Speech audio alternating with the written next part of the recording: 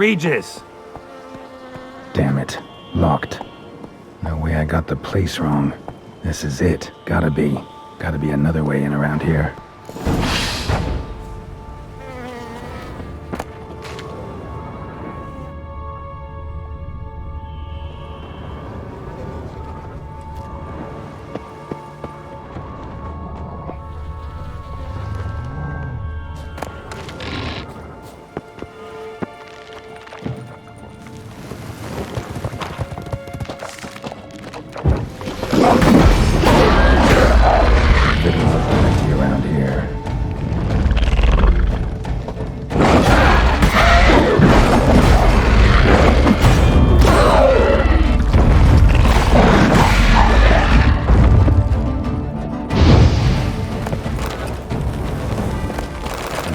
Stench.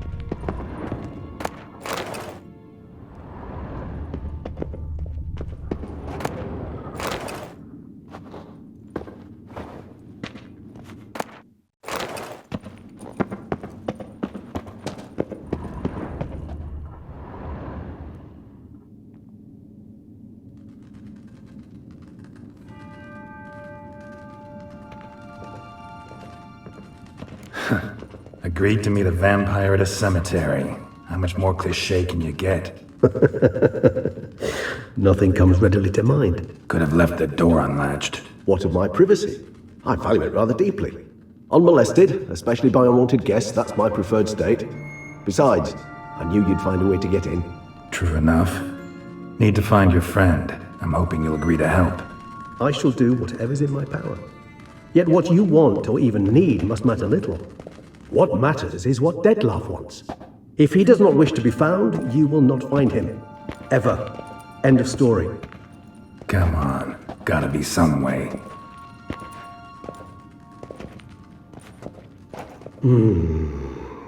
Vampires can evade detection by the senses, and no divination magic works on us. Even the most precise megascope would be useless. And this? Could this help? Wherever did you get that? Off one of the beast's victims, found by a bend in the river. Body was chopped in pieces. 3 of those pieces were hands. Hand with the ring seemed the odd one out, but Bruxa had taken an interest in it.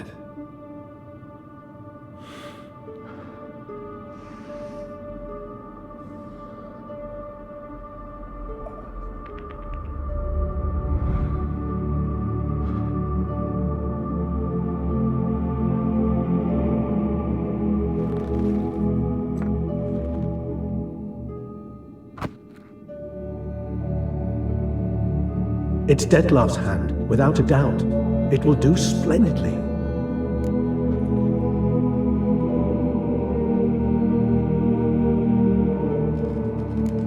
Ring's pretty intriguing. Made of no metal I've ever seen, and the ornamentation. It comes from our home, where we lived before the conjunction of spheres. It's actually mine. I received it from a dear old friend. You might call him a humanist. He saw us vampires as guests here, guests who owe their hosts, meaning you humans and the elder races, respect. Respect? Meaning not to treat us like cattle to be slaughtered for food? Precisely. And the reason why I in turn gave it to Dettlaff. To remind him of the ideals my old friend championed.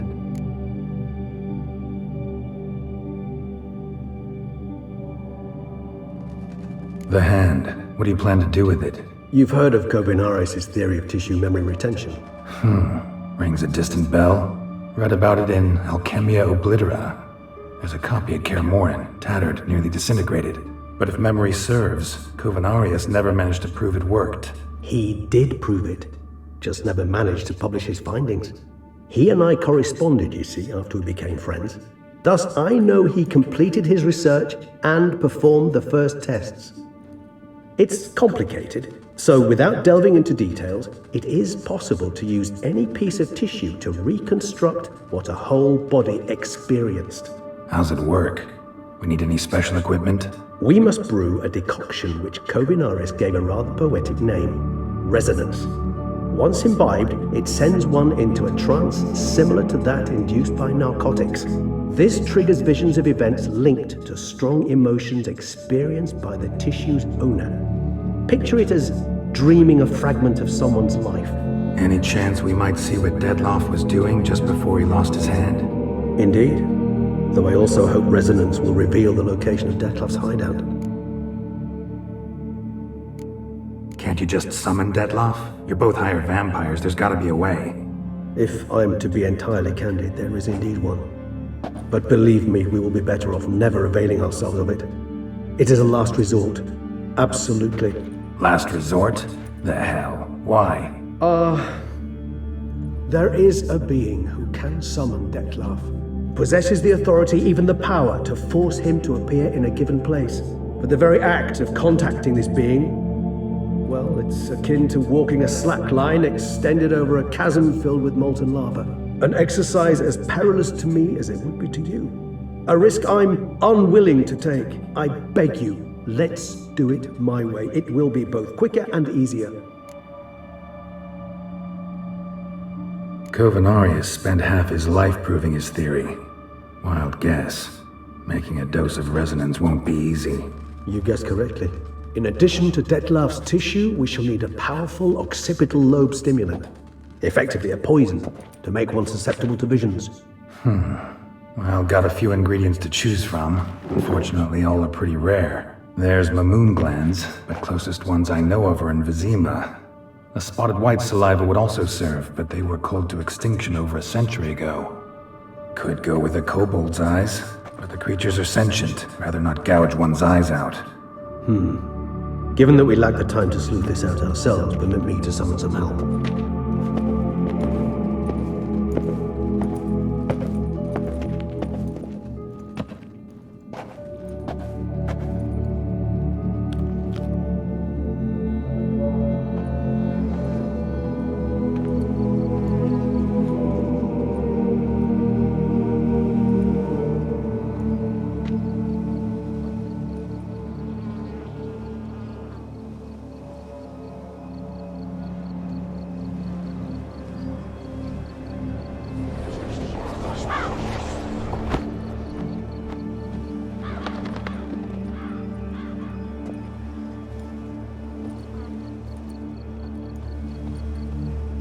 What was that? A raven?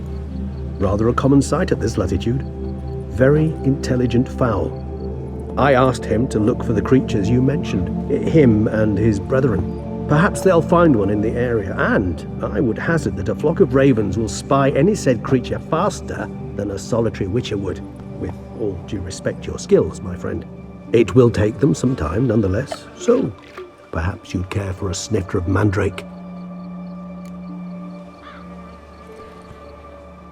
Rarely say no to a snifter. Sadly, this is but a weak infusion rather than a proper distillate. Even better. I remember your mandrake hooch.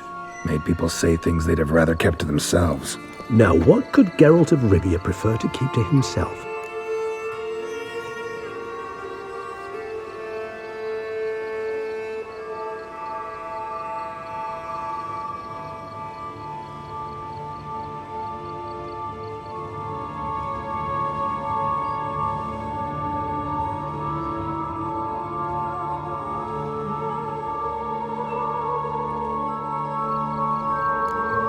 So, think you've set a nice little trap for me? Sorry. Want to get me to confess? Gonna have to try harder. I love a challenge. In that case, my ears are cocked. What must I do? How about you get the ball rolling? Reveal one of your secrets. Vampires, intriguing creatures, must lead fascinating lives. Anything in particular interest you?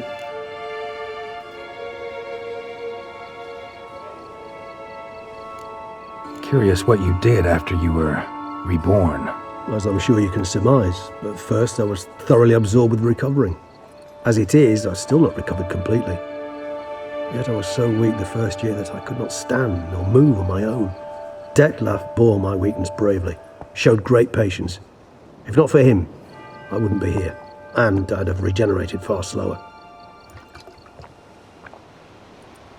Once I could at last stand unassisted, I set off for Bruges, for my one-time home of Dillingen. There I led the peaceful life of a rural healer and surgeon, enjoying my neighbours' respect and, in fact, constituting the exact opposite of the monstrous vampire the populace imagines. Bruges, you say? Rebirth make you sentimental? Perhaps a dash. What of you? Where have you been? Ever find your Cyrilla?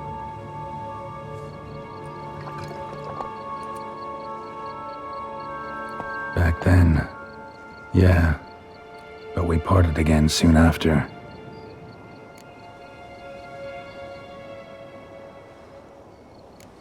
Gotta ask you the big question, one everyone wonders about. What happens after death? You wish me to tell you if the human belief in the gods is well-founded? Well, that I do not know. We vampires differ exceedingly from you humans. Our matter, that of which we are composed, can exist without form. We require neither a heart, nor a brain, nor air to breathe. But were you dead? As humans understand death, yes. Feel anything? Understand anything? It's rather hard to explain. I felt something very unsettling. Something I cannot even name, for I did no reasoning. Only after rebirth did I begin to understand that what I had felt was cold and unimaginable fear. If not for Detlef, I might have drowned in an eternity of icy terror. Can't have been alive then. Sheesh, experience like that must be vicious. Indeed, it's hard to compare to anything I know. Yet you are aware we don't see death as you do. The way you cling to life, we find it entirely peculiar.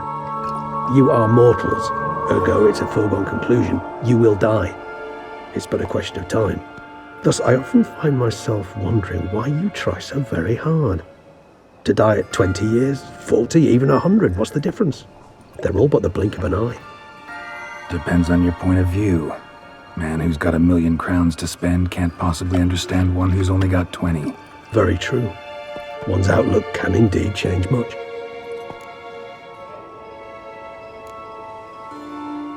Got a new life, new body. That give you a new start, blank slate? Starting all anew is a very broad concept. What exactly do you mean? Your blood addiction, say. Wondering if your body's the same, if it still remembers. Maybe if you drank now, you wouldn't get hooked. All addictions are a form of slavery. Re-addiction's not a risk I'm willing to take, just to test a hypothesis about corporeal regeneration and whether propensities carry over. Fair enough. Curiosity, that's all. Sorry. Not to worry, Geralt. Curiosity is a natural reaction under the circumstances, apart from which I've always valued that trait in you. Always fascinated me the way vampires can regenerate. A hand growing back is one thing, but Detlef recreating you out of a wet smear? Something else entirely. A difficult and laborious process, but one that's possible, as my presence proves. But I've heard you too had quite the adventure. They say you lost your memory. For a bit, but Triss helped me get it back. Actually, pretty damn lucky I only had amnesia. Yes, you humans are rather buggered in those terms. To strip you of life is, well, it's just plain easy. I've always pitied you in that regard. We vampires are much harder nuts to crack. If a member of another race kills one of us, we can be reborn with a living higher vampire's help. However, if one of our own strikes the deadly blow, death is permanent. There can be no rebirth. One of the chief reasons why vampires long ago swore never to fight one another.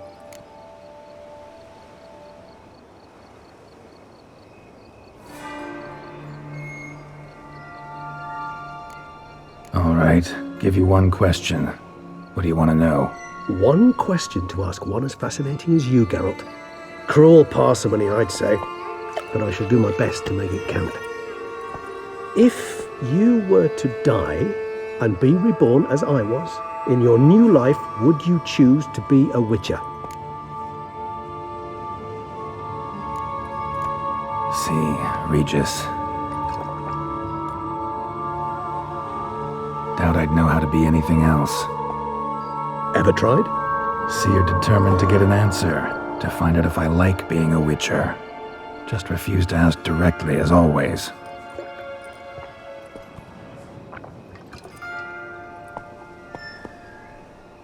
I like being on the path. I like picking up a lead, a trail. I like the tension right before a fight. And nothing gets my adrenaline flowing like battling a beast. Even gotten used to people treating me like a freak, an outcast. Yeah, not something I think about much, but I like being a witcher. Thank you for being honest. Honesty is an attribute of the truly brave, and thus a privilege of the very few. Still no sign of your winged friend. Sure it understood what you wanted? Dead certain. Let's wait a bit longer. It'll return soon, don't doubt that for a moment.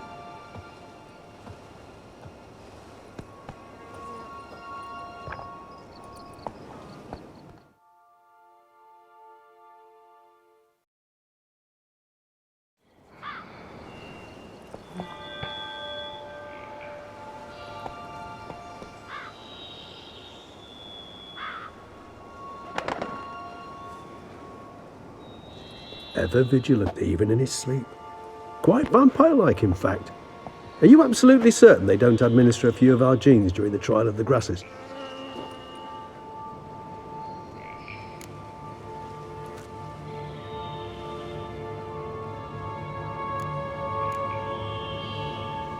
Appreciate the compliment. Got something for me?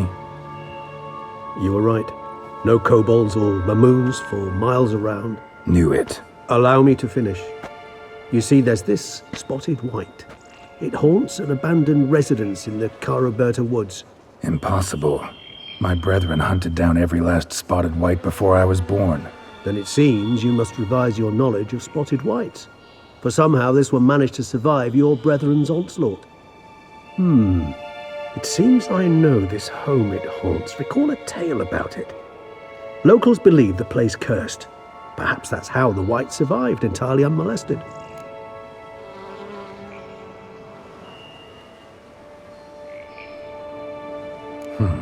Know anything else about this curse? I don't recall much in particular.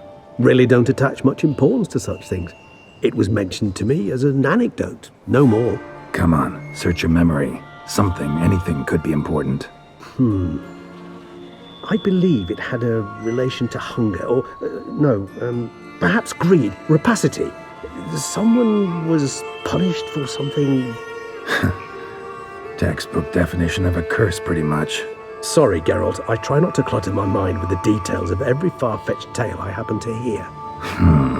What are your thoughts? A specimen of a species thought long extinct, and a curse, in one place.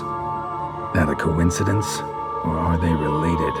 Ah, professional curiosity. Personally, I've nothing against you delving into this dilemma, but please remember we need the white's saliva.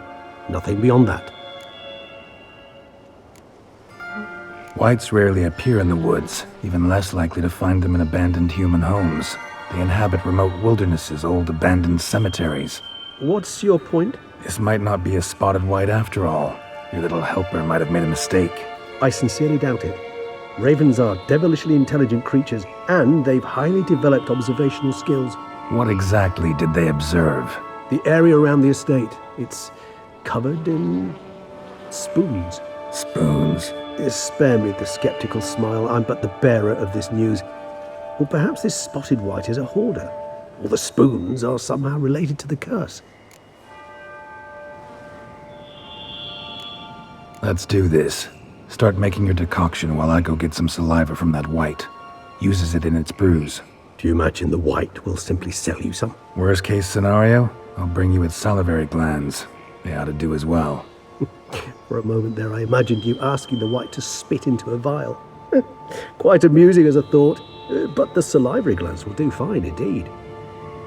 So, see you later. Yes, till later. I shall start by perusing some tomes. Tomes? Thought you were gonna make this decoction. We require one last ingredient. Alas, obtaining it could prove a trifle toilsome. Thus, I hope to identify a suitable alternative. All right. Good luck. And to you, my friend.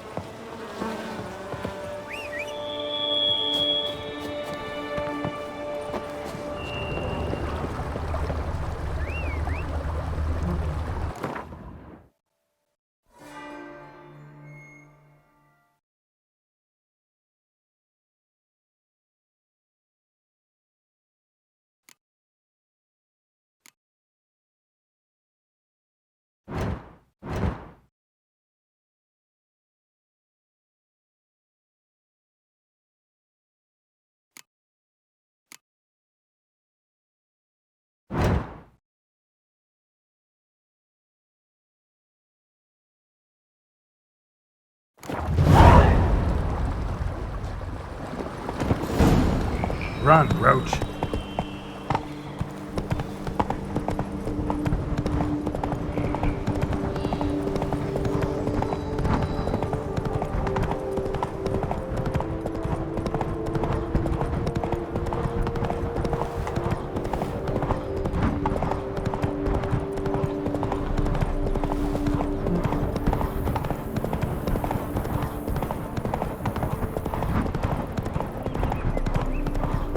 Dressings, bandages. What's that about?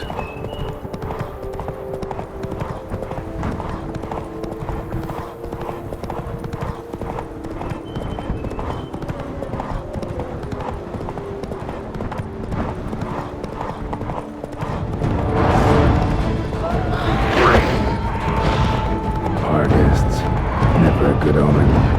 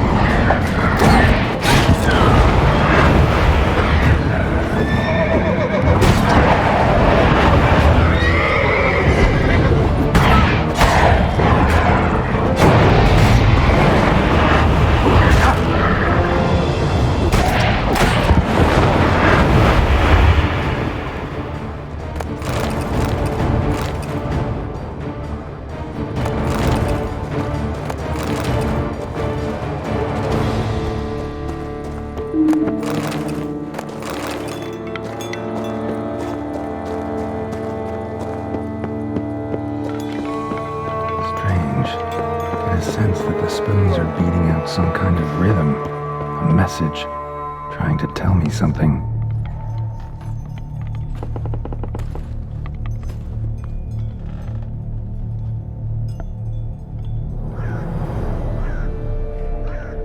None shall sit and dine with you at your table. No spoon you have shall sate you. Never again shall you wish to spy your reflection in the mirror. Sounds like a curse, all right.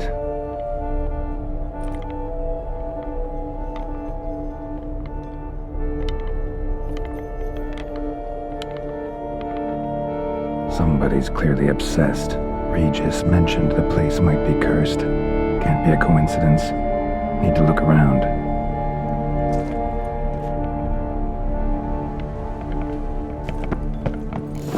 pigsty. Need to search it thoroughly. Find a way to collect some white saliva. White's obsessed. A real collector. Thoroughbred. Spoon. Pretty ordinary. Maybe a little old.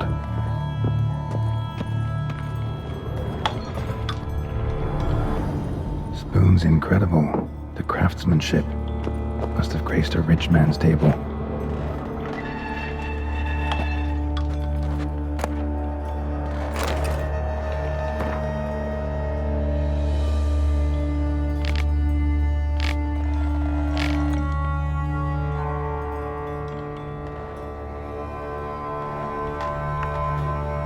Poor girl.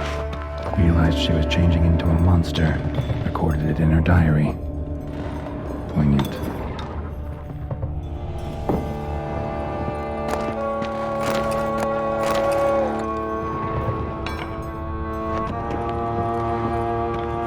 Smashed mirror. As if someone couldn't stand to look at themselves. The monster. Journal's author, maybe?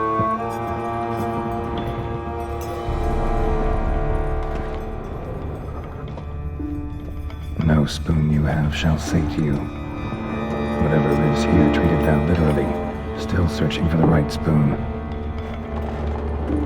Another spoon. Yep, just as normal as the last one.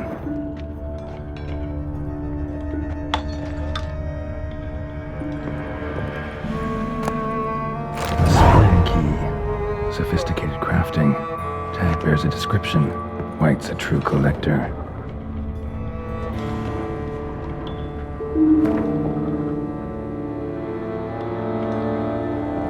White's obsessed, a real collector, thoroughbred.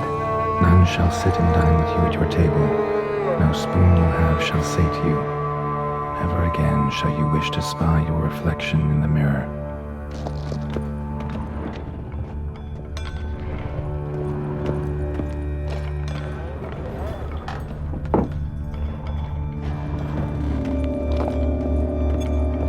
Spoon, pretty ordinary, maybe a little old. Skeletons. Doubt they came here willingly. This have anything to do with the curse? None shall sit and dine with you at your table. It makes sense.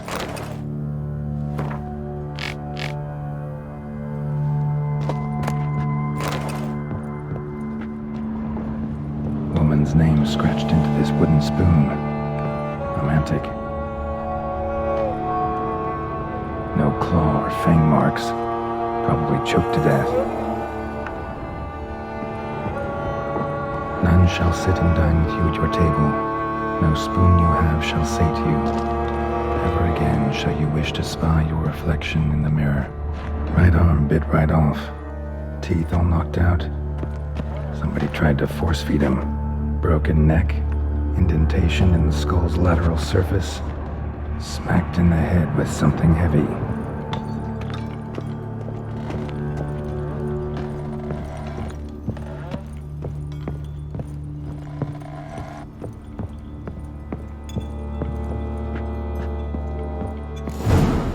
Actually does seem like a White's lair. Bit atypical, but still. Cauldron should be somewhere around here. Another spoon. Yep, just as normal as the last one.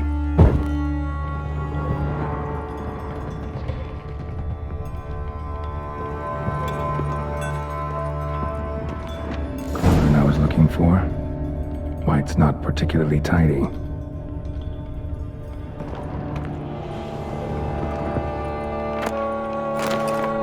White's obsessed, a real collector, thoroughbred.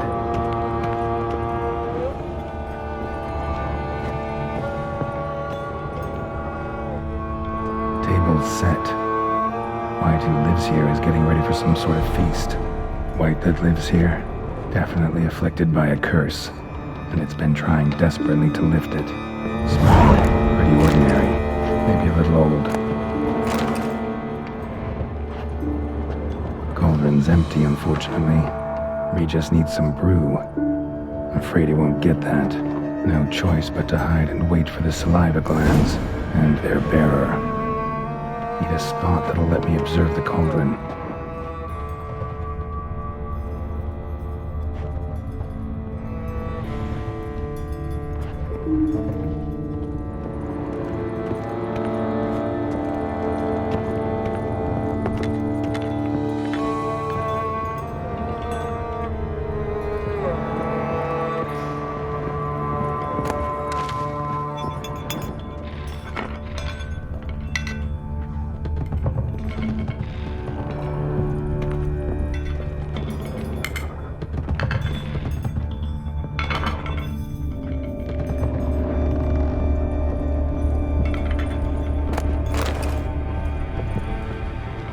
Another spoon. Yep, just as normal as the last one. Thousands of them here. White's been a collector for years. White's obsessed. Real collector. Thoroughbred.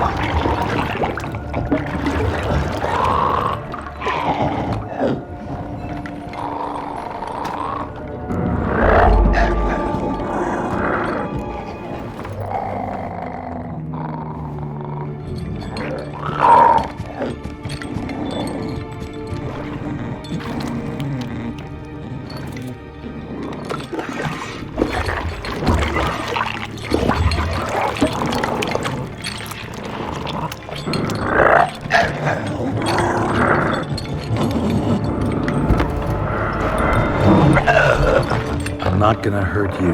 Wanna help? I've seen the words of the curse on the walls.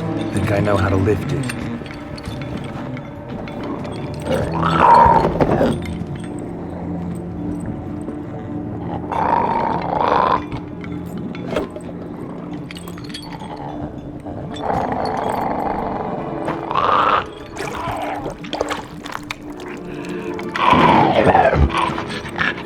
You tried to bring folk here, convince them to sit at the table with you, right?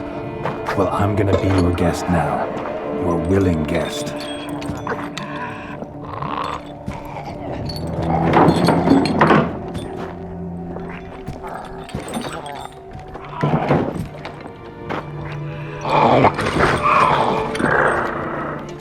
Just need a bit for Regis. And now we'll tend to you.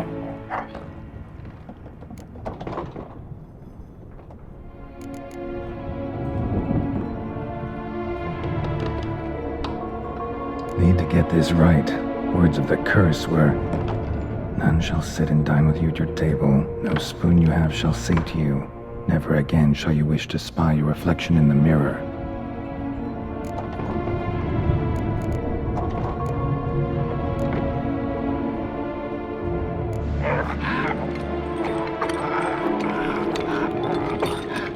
We can't use spoons. No, that won't work. You've been looking for a spoon that would feed you, but there's no such spoon. We need to eat without spoons.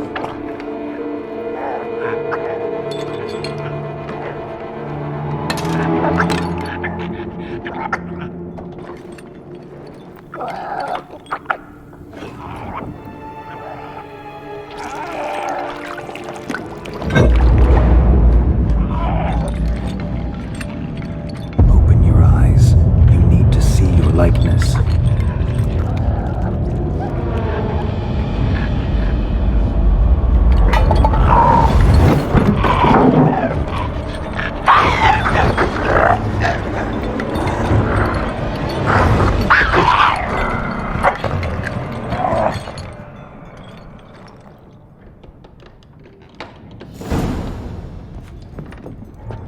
Think it worked. Just not quite like I expected. Need to see what happened to the white. Won't be hard to find given its stench.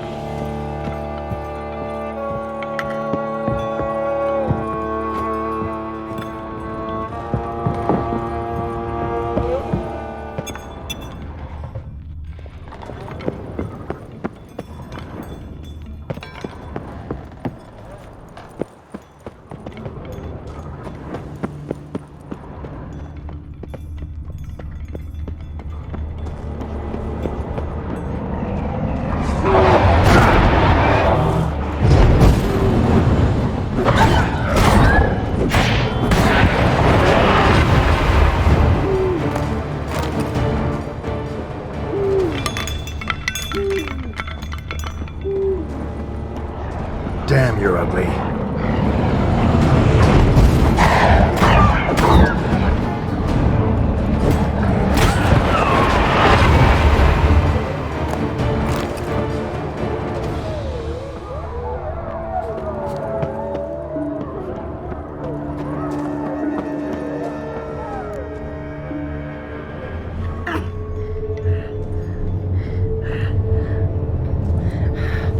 Easy, not gonna hurt you.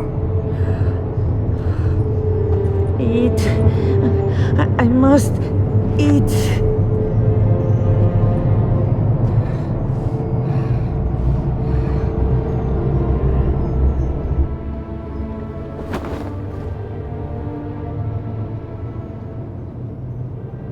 I'll take you someplace safe.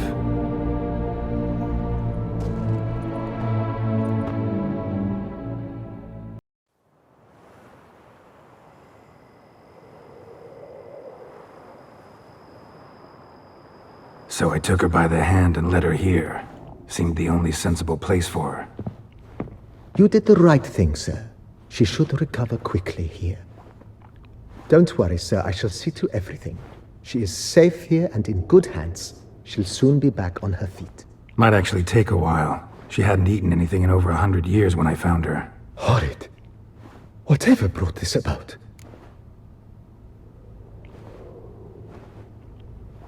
Told me her story on the way here. Her name's Marlena. She was once the very beautiful and proud heiress to the Trastamara estate. One evening, when she was holding a banquet for friends, a beggar came to her gate seeking alms. He had a bowl and a spoon with him. He sat outside her fence and waited. I've heard of the custom. An ancient rite of hospitality that obliges one to give food and drink to such a guest lest he depart hungry. To neglect the custom is to bring great misfortune down upon oneself. Marlena didn't care a whit for the old customs. She drove the man off, saying she'd rather feed the leftovers from her feast to her dogs than to give the beggar anything. The beggar then broke his spoon, cast a curse. She was beautiful, so he said she'd never wish to look at herself in the mirror again. Since she adored feasts, he swore no one would ever wish to sit and dine with her. And as she even refused him the crumbs from her table, he swore she'd never find a spoon in the world that would sate her hunger. A harsh punishment. I imagine lifting the curse was hardly simple.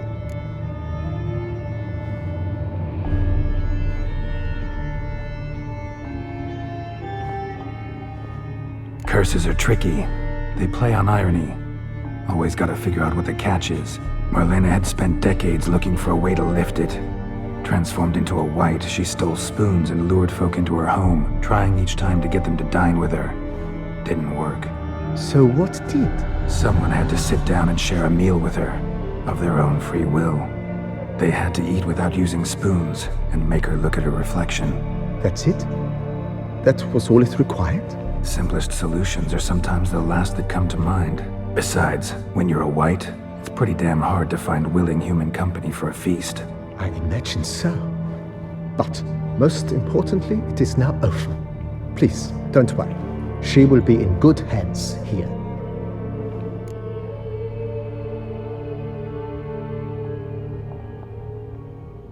Vineyard comes across as a place with a rich history. Know who owned it before me? Baron Rossel, who went bankrupt forcing him to sell the estate to the Duchess. The Baron, in turn, had purchased it from Monsieur Bolius of the Headsman, a truly colorful man of Ketweni origin. He was actually a headsman? No, not him, but his great-great-great-great-grandfather. Indeed. Apparently, he was a common cutpurse who somehow secured for himself the post of ducal headsman in Beauclair. Went about his work with an exceptional penchant.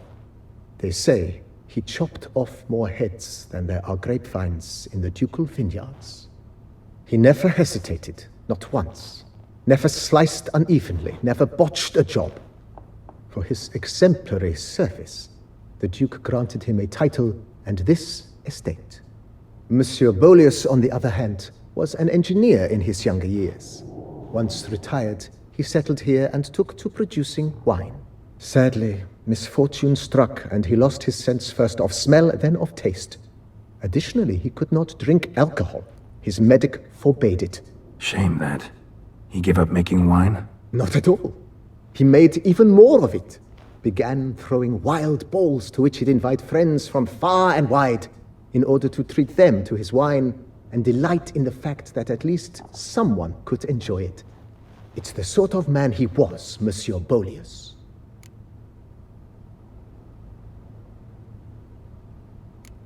Mind giving me a little tour de Corvo Bianco? Not in the least. Follow me, please. I think it would be practical to begin on the hill.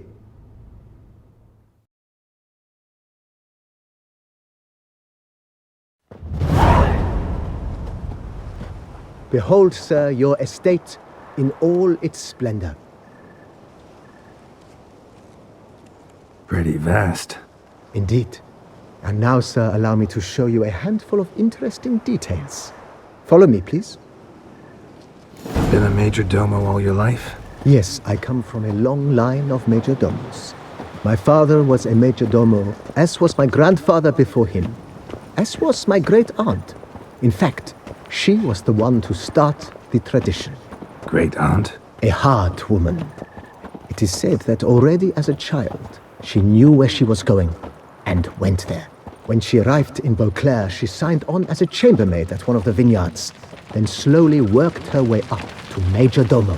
She dragged the rest of the family up the same path. The servants' quarters. I occupy the green home.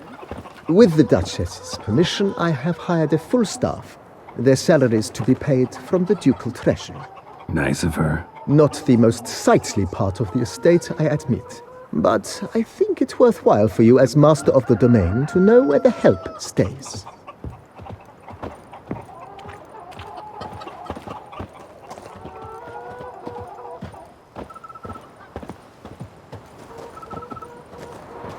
Baron Rossel ordered the vines in this part of the estate uprooted and olive groves planted in their place. They look beautiful, especially come spring. Don't look at all bad now, either.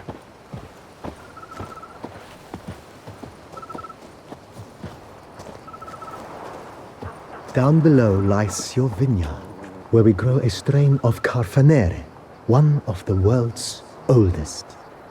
Aged in oak barrels, it provides for an exquisite wine with distinct blackberry, wild cherry, plum, and cinnamon notes. Marvelous. Have to try it one of these days.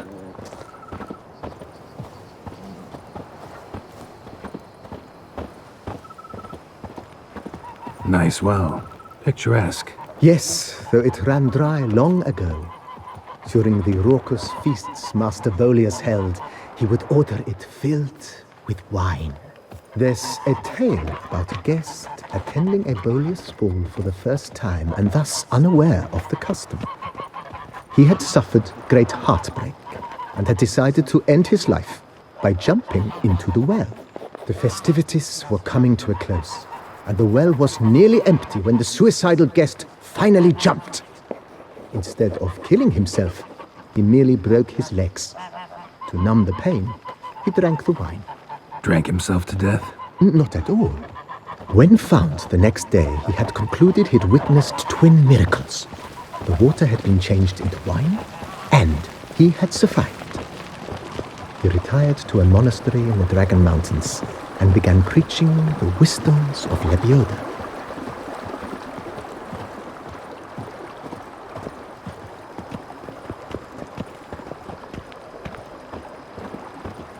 Monsieur Boleus's wife Nina kept a garden here. A supremely lovely place it was. Bit neglected now. I agree. Yet nothing stands in the way of restoring it to its former glory, and once again planting it with herbs and other vegetation.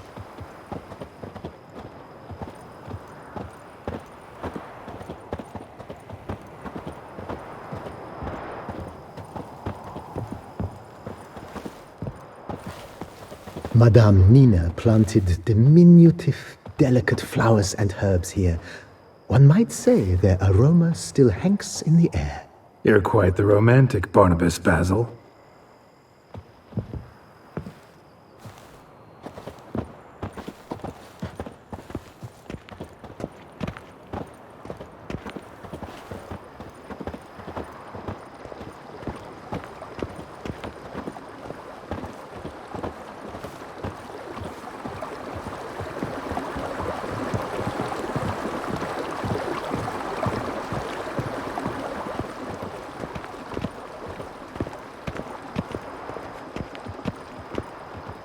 This served as an additional wine cellar in years of plentiful harvests. Bit of work, and it'll make a fine stable for Roach.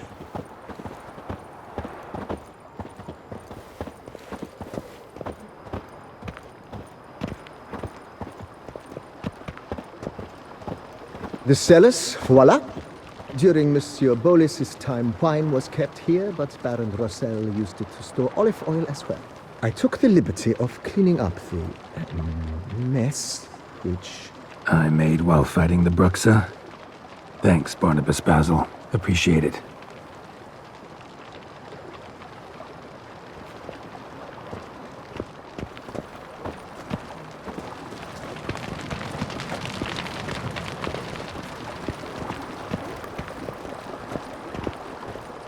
As you can see, the facade is, how to put it, slightly stained.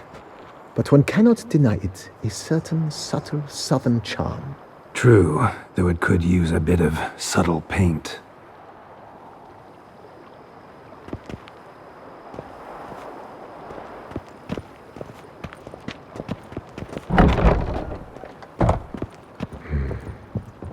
And welcome inside.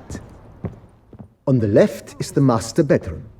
On the right, the dining hall and kitchen. Upstairs, you shall find the guest room, currently used for storage. Not a bad idea. At the moment, the house is only minimally furnished. Yet I believe we will, together, devise some innovative arrangements. A few paintings, for instance, would breathe new life into the abode immediately. With that, sir, you've seen the full lay of the land. Corfo Bianco is a beautiful estate. Though one must admit, time has taken its toll. Forgive me for being forward, but if you were to choose to invest a small sum towards its beautification, consider me at your service on the matter. Think I'll take you up on that. Be sure to come and see you if I decide to do any remodeling.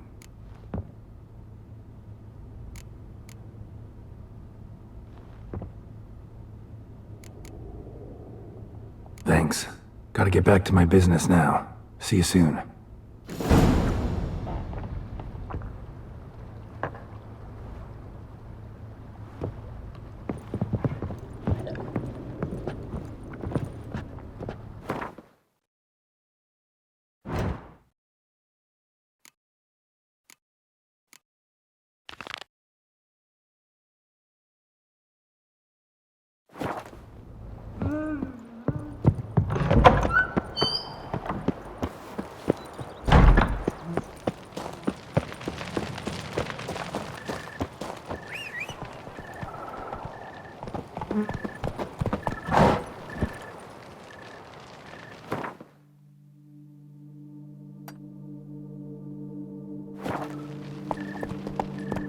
Giddy up.